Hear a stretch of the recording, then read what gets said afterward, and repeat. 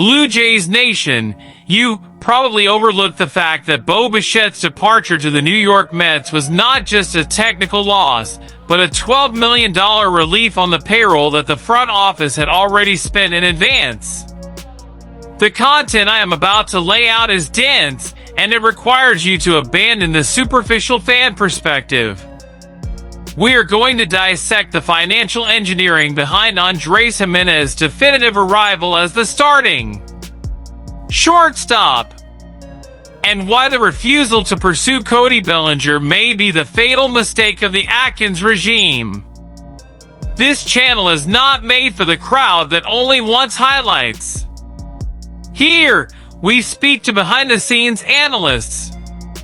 We are building this community from absolute zero, and our goal of 4,000 subscribers is the thermometer proving that a mature audience in Toronto wants depth. If you value tactical sobriety over immediacy, subscribe and leave a like. It is your seal of authority in this sport. Historically, the Toronto Blue Jays have always been hostage to an offensive infield that was extremely porous, a unit that prioritized the bat at the expense of defensive coverage. The ghost data that management tries to hide under superficial metrics is the drastic 40% drop in the team's defensive range between the 2023 and 2024 seasons.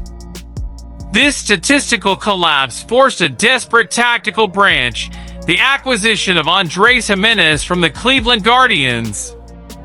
He arrived with the status of a defensive ace, carrying the prestige of being a three-time Gold Glove winner and anchored by a $106.5 million contract that runs through 2029.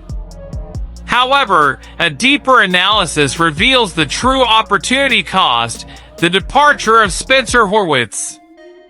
We lost a high OBP hitter, a player capable of grinding down the opposing bullpen, in exchange for an elite glove package that, in the reality of 2025, delivered a paltry .210 batting average. Ross Atkins' orthodoxy in prioritizing glove-first baseball is creating suffocation in run production, turning our roster into an offensive desert where sacrifice hits have become the only hope.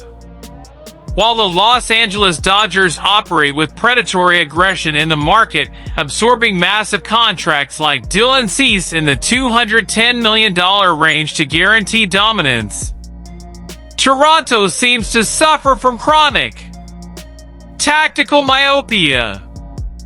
The front office accepts paying $15.5 million in 2026 alone for Jimenez to deliver spectacular defensive plays, but commits to negligence of ignoring Cody Bellinger, a left-handed bat that would bring the necessary balance to the lineup. We are facing the absolute antithesis of the Tampa Bay Rays success model, which extracts maximum value from low-cost players through applied data intelligence. The Blue Jays, on the other hand, carry the maintenance cost of a super team, but deliver the anemic production of a roster in full rebuild mode. It is a management failure where invested capital does not translate into wins on the scoreboard, but only into spreadsheets of defensive damage control. But here is what no one at Rogers Center is openly discussing. The real reason Toronto backed away from Bellinger was not a simple disagreement over annual contract value. The reality is that the front office is in a state of administrative panic because of Vladimir Guerrero Jr.'s extension. The star now commands an astronomical salary of $35.7 million for the 2026 season. This massive renewal of Vladdy turned the Blue Jays, by sheer financial necessity, into a single-pillar offensive organization.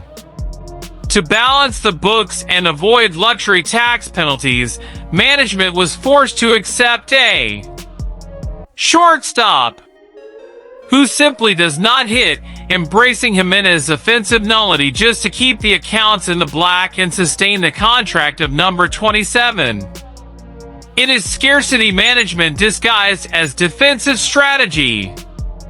If the front office were under my command, the verdict would be this: Ross Atkins management borders on professional negligence by leaving Vladimir Guerrero Jr. isolated without any elite left-handed protection in the lineup.